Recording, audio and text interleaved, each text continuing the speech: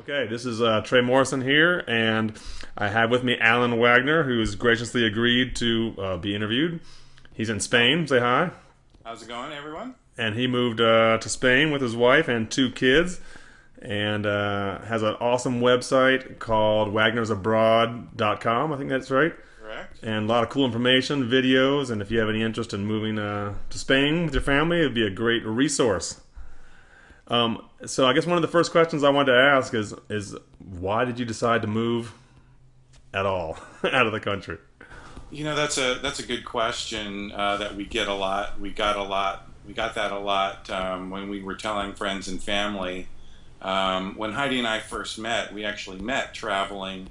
We met separately in Cozumel, and we both like to travel. And once we kind of settled down, bought a house, had two kids, things kind of ground to a halt a bit. And I think we were kind of doing what everybody else does. Oh, hey, they're getting a big house. Let's get a big house. They're getting cars. Let's get cars. And after a while on that treadmill, it became clear that, you know what, that's not really what we're all about. And luckily, Heidi kind of snapped us out of our lethargy and came up with an idea to move to Spain. And I've got to thank her. She's the one who's kind of had the focus and the foresight to say, yeah, we can do this, and it's okay to not be in the rat race or be on the whole property ladder, job ladder thing. Yeah, that sounds so similar to so many of the other interviews we've done, and so many families are in that same boat. Like, wow, I'm following all the rules, and I'm not really all that happy. What's going on here? So tell me about actually making the move. I mean, I guess obviously to actually talk about it, which I did for years before I did, probably 5 years, and then to actually doing it. Any great advice or steps like how do you make it real? I think the thing is, talking about it is good. There were kind of several iterations and ideas that we had about traveling. We didn't start off saying, hey, let's move to Spain. But I think, initially both Heidi and I were working at great companies in the RTP area in North Carolina. And it's kind of like, whoa, we're going to quit that. And it takes a little while to get out of that typical mindset that everybody's in. And the finances were a big concern of ours, but we talked about it and we planned. And I would probably say we had talked about it for 6 to 8 months before we actually said, yeah, let's do this. We picked Spain. We actually did a test trip to find the place that we really liked. And I guess less than a year later, we had moved. So maybe 2 years it took for us from when she first mentioned it to me to where we were living in Spain. Seems like, yeah, the deal is you just have to actually, you just got to do it.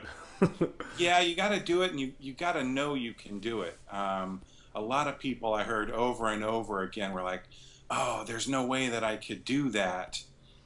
And you're kind of like, well, why? Why can't you do it? Is it finances? What's tying you to the job? So I think just getting right mentally is half the We battle. hear that all the time. Before we moved, our friends were just like, I can't do it, or I wish I could do that. I'm like, well, you can. It's sort of a mental thing. And Right. one of the reasons we would like to do these interviews is to show people, hey, you know what? I think when people see other people that are just regular folks are doing it, well, then maybe it gives them the freedom to try it themselves. You Exactly. mentioned finances, and one of the question we get absolutely the most often, and people are most curious about, is how will I make a living? And I know, many of us that have done it. We quit our jobs and we move, and everyone's like they're so fearful of just going broke and Right. being stranded. And can you tell us a little bit about like how you guys earn, or about the quitting the jobs, or how it all played out? Well, a lot of it is, right now Heidi and I are not working in your traditional 9 to 5 sense. Yay! Yeah, yay. But we're trying to build a website, the wagnersabroad.com. I'm actually currently working with Heidi on building an ebook Cool. that we're hoping to sell hopefully within the next couple of months. And I think a lot of the mindset that we talked about is, you know what, I don't have to spend every dollar that I make buying toys or crap that just fills my house. And Heidi was really instrumental in changing that attitude of, hey, why don't we, save our money, buy only what we need, and let's get rid of all this crap we have in our house. So that was a big step So too. simplifying, I noticed in her bio she mentioned that one of her hobbies was being frugal. Yes, yes, she is definitely the frugal one. So thank goodness I married a frugal person. Yeah, and for everyone else watching this video on the Wagners Abroad site, she really goes into detail about your budget Right. and all that kind of stuff. There's really great information on there. So so now that you're there, so tell us a little bit about your daily life. What's life like? Well, one of the things is the pace of life is a lot slower. The kids are in a public school, which we really like, and they start school at about 9 o'clock, Wow. and their day ends at 2 o'clock. So during that time, Heidi and I might go for walks. We live right on the Mediterranean, so we can walk along the beach, run some errands at a leisurely pace. Like I said, we work on our website, work on our ebook, or just kind of relax and enjoy the view. Once we pick the kids up, there's the time that we spend with the kids it's a lot more, and it's a higher quality amount of time. And I didn't really think about that prior to coming over, but it's actually worked out really well. I've actually done a lot more cooking than I have in the past, and hopefully Heidi doesn't hear that I like doing that. Um, yeah. But during that time, I've actually been able to spend um, real quality time with my kids, telling them stories about, my friends, their grandfather, their grandmother, Cool. and real kinds of simple stuff that means a lot to me, and hopefully means a lot to them. Yeah, I think that's it's that exact kind of simplicity, Hmm. but that connection that we miss in the rat race when you get home from the end of the day and you're just frazzled and you've got to get the kid to piano practice and then soccer practice and this and Right, the other, and you don't have a chance to slow down and just be with each other and just enjoy each other's company. right, And exactly. going to your website, seeing the videos of some of your travels and stuff, it looks like you guys have a good time over there. Yeah, we do.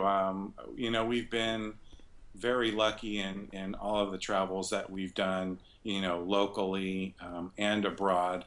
And I think if you just kind of go into it with the attitude of, hey, whatever happens, we're experiencing this.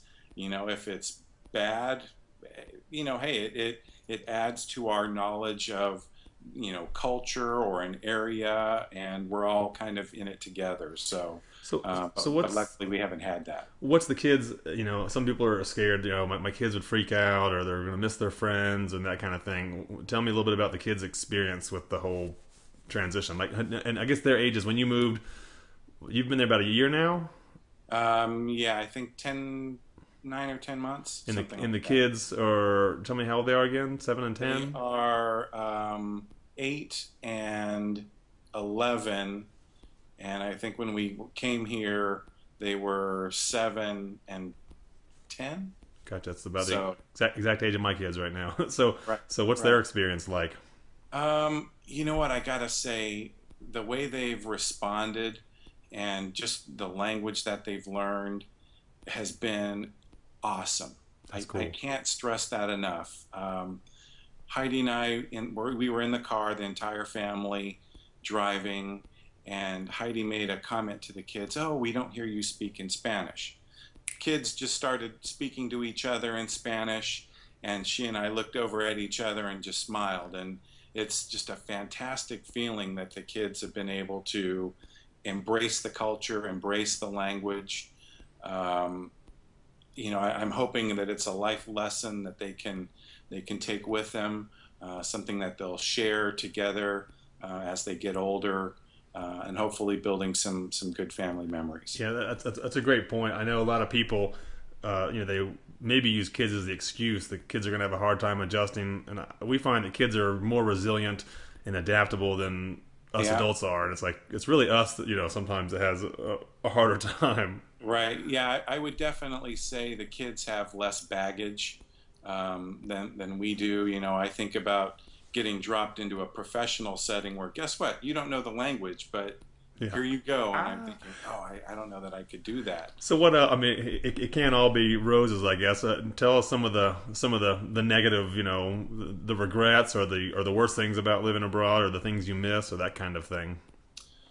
I think the hardest thing for me was when the kids were, probably a month, maybe 2 months into school, and they were at the worst of, trying to fit in. It's a different culture. Kids behave differently here. Um, there was the language aspect. It's pretty critical when you can't make yourself understood or understand people. Yeah. And my son was worried about not having good grades, and it was like it's okay not to get straight A's. This is more of a long-term uh, type of thing or culture that you're trying to learn. So I guess the difficulty that the kids were having, that was the toughest on me. Yeah, that's Um, rough, huh? I guess anyone new going into it, you got to sort of expect there's this transition phase, and right, it sounds like right. they've obviously gotten over it quite well. Yeah, and before we even moved, I remember being in our swimming pool, saying, "Okay, guys, this is going to be difficult for you, and your mom and I aren't expecting you to get straight A's. We want you to learn the language. You do the best that you can do, and we'll worry about the grades later on." And they said, "Okay, okay," and we kind of revisited that conversation over and over. But I would say about 3 months in, both of them were, um, the light had kind of switched on for them, and they were just a lot more confident. And now, they're going out and they're playing with kids. They have a circle of friends. So, the negative turned into a positive. Yeah, well, isn't that Um, often the case? right, right. I guess some of the things that we miss. There's always the food stuff. If anybody wants to send us Reese's peanut butter cups or licorice, follow the link below or something like Yeah, that. right over here somewhere. Yeah, right over here. There's the simple stuff like that. We talk to friends and family, every week, and we can do the video thing. So Yeah, that's kind of nice. Let's see what else. I also miss carpet. really. Um, yeah, we, here in Spain, especially being on the Med, everybody has stone floors or cement floors or something like that. So carpet is kind of something that I would miss, which is kind of a weird thing. But That's funny though. in the grand scheme of things, it's pretty minor. Yeah, it's handleable. Right. So you mentioned friends. Are most of their friends local, or is there an expat community that you interact with over there, or how's that? What's that like? Well, we've met a few expat friends, but there are actually a lot of locals that live here that are transplants. Just this past weekend, our son had a sleepover at his friend is Spanish by birth, but his parents are both British. Ah, So we see a lot of that. Some of his friends are Spanish. They've lived here their entire lives. Their parents are Spanish, and others are like the case that I just mentioned. Very few Americans here. So one of our concerns was we didn't want to be in a big expat community, where we're all commiserating, oh, I miss this from the States or I miss that from the States. It was more of a, hey, let's just dive in, and it'll be a little bit rough here and there, but we're in it together and just enjoying and soaking up the culture. and so you feel pretty accepted. Like in Panama, I feel like you're probably right a little bit. There's a lot more of the expats, there's a lot of expats down there. It's so popular, and there's a lot of Americans and Canadians, and they group together, and it's great in a lot of ways. And there's a lot of expats from other places. You know, like you said, we have expats from Argentina and Venezuela and Peru, and all around the world, which is great for the cultures, but maybe not as much. Integrating with the local scene as much. But do you feel pretty accepted in the old timers that have been there for generations?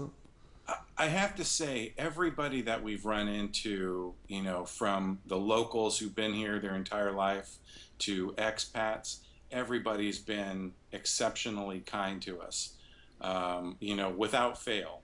We haven't had any bad experiences at all. Um, but the other thing that I have seen other expats run into, the mentality of, oh, I'm in your foreign country, but you need to work around me.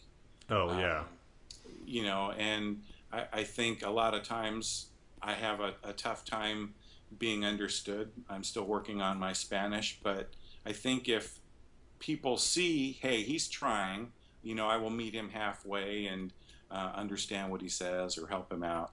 So, I think trying goes a long way with anybody wherever you're traveling. as long as you take the attitude that you realize, hey, it's I'm the one that's being the inconvenience here, and be not expecting them to work around you. Yeah, Right. I think that's kind of common sense for anywhere. What about what do you guys do for healthcare over there? That's a huge question we get a lot. Do you still have U.S. healthcare? Do you have a separate healthcare Well, we've insurance? actually got travel insurance, and one of the things that we needed to have for our non-lucrative visa was proof that we're not going to be a sponge on the Spanish system, the Mm, healthcare system, because it's socialized here.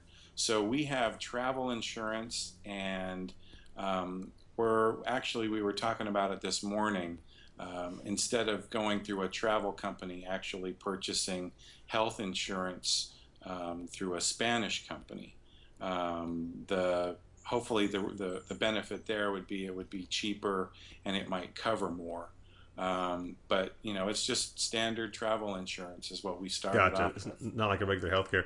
And Right, you mentioned the visa stuff. So what challenges did you have? I mean, I know we know about the unemployment in Spain. We hear about it in the news, and right. one of the things I like to ask people what kind of business opportunities they see, where they are. But I don't know if there's a whole lot of business opportunities where you are. So I mean, what's the political unemployment? All that stuff. Right now, I'll be honest, the unemployment rate here is the highest I think that it's ever been. For the young kids getting out of college, that demographic, it's almost 50% unemployment.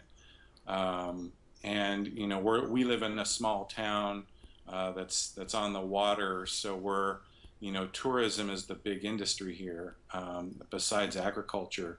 So we don't really see a whole lot of the anger or resentment, that's present with these kids who spent probably a lot of money and a lot of time on an education and they can't find a job.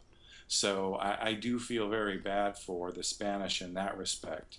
Um, that said, your question, uh, our visa is a non-lucrative visa, so we can't work here. We can't really even start our own business here. So we're, for all intents and purposes, retired Mm. from the viewpoint of Spain. Um, but I see a lot of the people like our neighbors. They're either English or they're German, and they find a little niche as far as real estate or construction related to British or German. So I think there's opportunities wherever you go. It's just, do you have the time and the patience to kind of work at that and know your audience? So with your non-lucrative visa, do you have to? I mean, how long can you stay? Do you have to leave periodically, or? The visa is 1 year visa, and we're actually looking at renewing it um, in the near future, in the next month or so. And I think once you get it, it's easy to renew.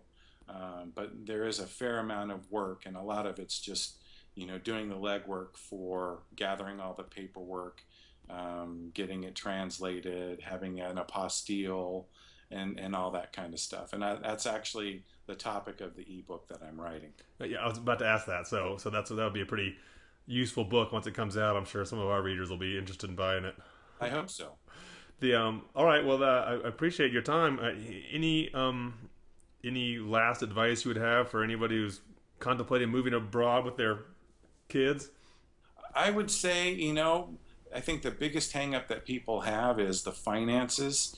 If you can kind of get out from under the financial stuff that's weighing you down, that's not providing a whole lot of benefit, unclutter your lives if you can, but you can do it.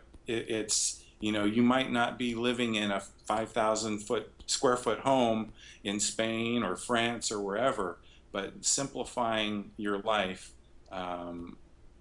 is just an amazing thing to do.